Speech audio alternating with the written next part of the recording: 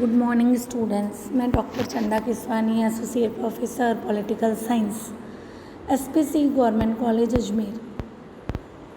हमने third year के second paper international relation में कल अध्ययन किया था the concept of balance of power, जिसमें हमने अध्ययन किया था कि बैलेंस ऑफ पावर की, शक्ति संतुलन की क्या परिभाषा है। आज हम ये अध्ययन करेंगे कि हैंस जी मॉर्गेंतो के अनुसार शक्ति के क्या अर्थ हैं। तो मैं ये बोलूँगी आपको कि हैंस जी मॉर्गेंतो के अनुसार शक्ति के 4 अर्थ बताए हैं। पहला, राज्यों में शक्ति के वितरण पर जोर देने वाली नीति। दूसरा, अंतर्राष्ट्रीय राजनीति के यथार्थवादी स्वरूप का चित्रण करने वाला सिद्धांत। तीसरा, अंतर्राष्ट्रीय राजनीति में शक्ति का समान वितरण। तो ये उन्होंने शक्ति के अर्थ बताए हैं। नीचे हम शक्ति संतुलन का एक चार्ट देख रहे हैं, जिसमें एक आदर्श रूप है, एक वास्तविकता है। तो आदर्श रूप में एक पलड़ा बना हुआ है जिसके दोनों बाट समान हैं, अर्थात दोनों शक्तिशाली राज्यों के अलग अलग गुटों की शक्ति बराबर है। दूसरा क्या है? वास्तविकता, यथार्थ, अर्थात यथार्थ में शक्ति संतुलन एक और झुका रहता है, अर्थात एक शक्तिशाली राज्य का गुट जो है वो अधिक शक्तिशाली होता है। तो हम ये कह सकते हैं कि संक्षेप में मॉर्गेंतो के सिद्धांत को हम अंतर्राष्ट्रीय राजनीति का यथार्थवादी सिद्धांत कहते हैं।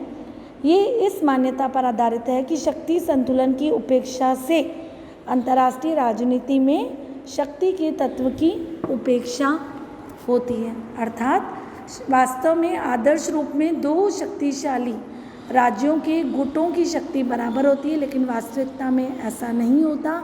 एक गुट की शक्ति दूसरे गुट से अधिक होती है। अब हम चर्चा करेंगे शक्ति संतुलन के प्रकारों की।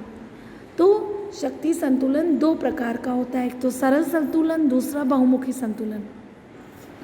सरल संतुलन उस समय पाया जाता है जबकि शक्ति 2 राज्यों अथवा 2 विरोधी गुटों में केंद्रित हो। द्वितीय महायुद्ध के बाद अमेरिका और सोवियत संघ के मध्य कुछ इसी प्रकार का संतुलन उभरा। बहुमुखी या जटिल संतुलन में राष्ट्र या राष्ट्र समूह एक दूसरे को संतुलित करते हैं और फिर संतुलनों के अंदर संतुलन होता है। इस प्रकार के संतुलन में अनेक राष्ट्र अथवा राष्ट्रों के समूह एक दूसरे को संतुलित करते रहते हैं।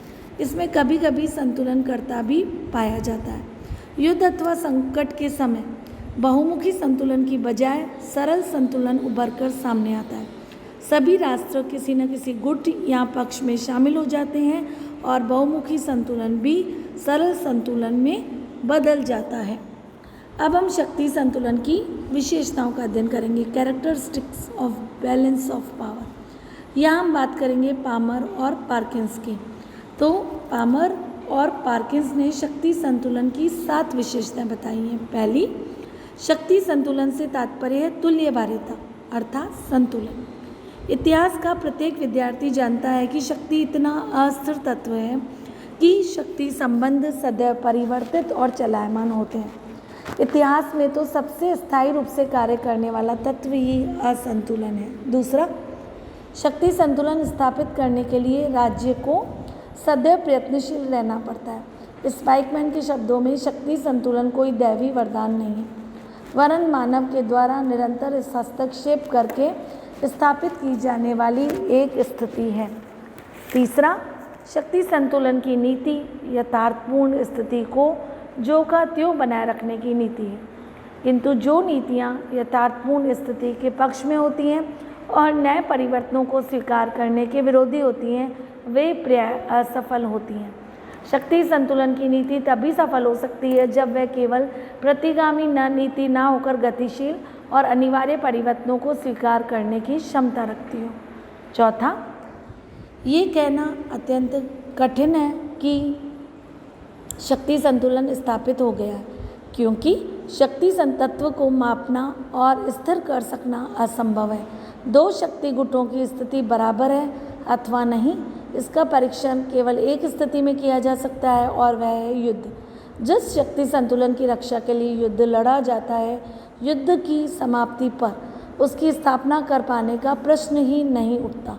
युद्ध की समाप्ति के बाद एकदम नया शक्ति संतुलन उभर कर आ जाता है। पुराने शक्तिशाली देश शक्तिहीन हो जाते हैं और नए देश युद्ध में शक्तिशाली होकर उभरते हैं, अर्थात शक्ति संतुलन की रक्षा के लिए युद्ध लड़ा जाता है। 5वां, इतिहासकार शक्ति संतुलन को वस्तुनिष्ठ दृष्टि से देखता है, अर्थात ऑब्जेक्टिव दृष्टि से देखता है, और राजनीतिज्ञ उसे व्यक्तिनिष्ठ दृष्टि से देखता है। मॉर्टिन वाइट के शब्दों में, इतिहासकार की दृष्टि से शक्ति संतुलन तब स्थापित होता है जब दो विरोधी गुटों की शक्ति लगभग समान प्रतीत होती है, परंतु एक राजनीतिज्ञ की दृष्टि से शक्ति संतुलन तब स्थापित होता है जब उसका पक्ष दूसरे पक्ष की अपेक्षा अधिक सशक्त होता है। 6, शक्ति संतुलन किसी विशिष्ट राजनीतिक व्यवस्था का आवश्यक लक्षण नहीं है। लोकतांत्रिक और सर्वाधिकारवादी दोनों प्रकार के राज्य इसका प्रयोग कर सकते हैं। लोकतांत्रिक देश साधारणतः अपनी उदारवादी नीतियों के कारण शक्ति संतुलन स्थापित करने में विशेष उन्मुक्त नहीं होते, और सर्वाधिकारवादी देश शक्ति संतुलन के हामी इसलिए नहीं होते कि उसका लक्ष्य केवल अपना प्रसार करके एक ही साम्राज्य का निर्माण करना होता है। 7वां, शक्ति संतुलन के खेल में केवल बड़े राष्ट्र ही खिलाड़ी होते हैं। छोटे राष्ट्र तो इसका शिकार बनते हैं अथवा दर्शक के रूप में रहते हैं। स्पाइकमैन के अनुसार जब तक वे छोटे राज्य स्वयं आपस में सफलतापूर्वक संगठित नहीं हो जाते, तब तक वे शक्ति संतुलन की तुला के पलड़ों में रखे जाने वाले बाटों से कुछ अधिक नहीं होते। अब हम अध्ययन करेंगे विचारधारा के रूप में शक्ति संतुलन। मॉर्गेंथो ने शक्ति संतुलन की अवधारणा को एक विचारधारा के रूप में प्रस्तुत किया था। मॉर्गेंथो के अनुसार शक्ति संतुलन उन राष्ट्रों की आत्मरक्षा की युक्ति है जिनकी स्वतंत्रता एवं अस्तित्व को दूसरे राष्ट्रों की शक्ति में असंगत वृद्धि से डर है।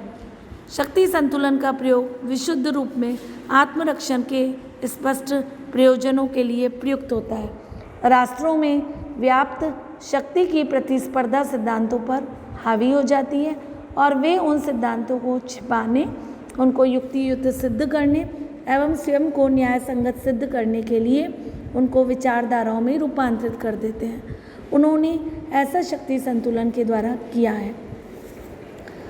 तो हम ये देखते हैं कि साम्राज्य स्थापित करने के लिए उत्सुक राष्ट्रों में बहुधा यही दावा किया जाता है कि वे साम्य अवस्था चाहते हैं।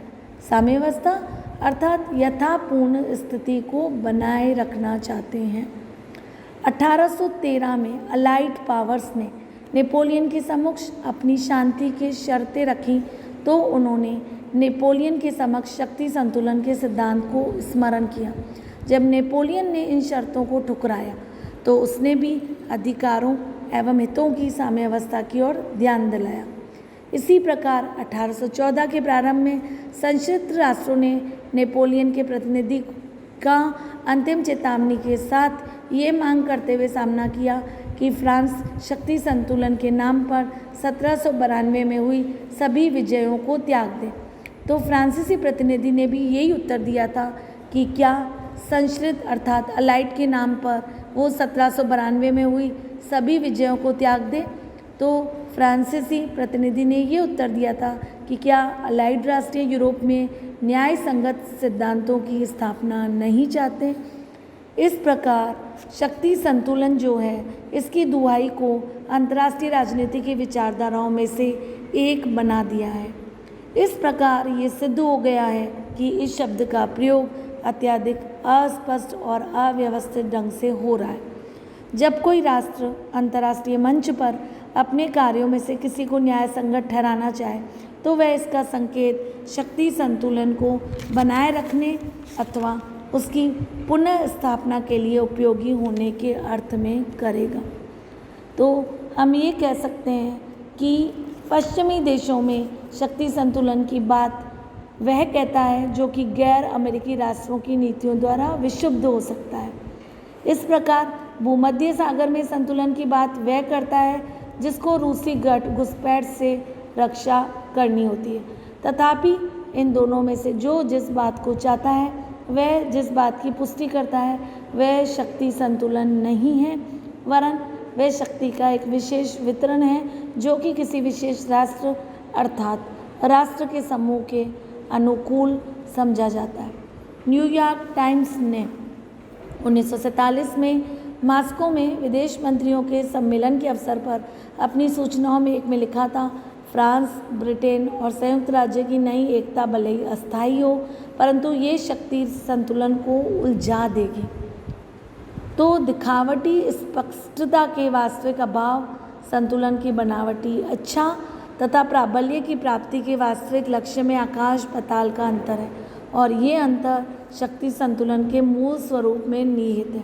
शुरू में यही अंतर शक्ति संतुलन को एक विचारधारा का रूप प्रदान करता है।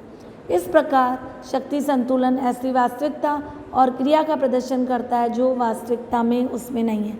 इसलिए इसमें वास्तविक अंतर्राष्ट्रीय राजनीति को दिखावटी रूप बनाने में और युक्ति संगत सिद्ध करने में और न्याय संगत ठहराने की प्रवृत्ति बनी रहती है। धन्यवाद। कल हम अध्ययन करेंगे शक्ति संतुलन स्थापित करने के साधनों का।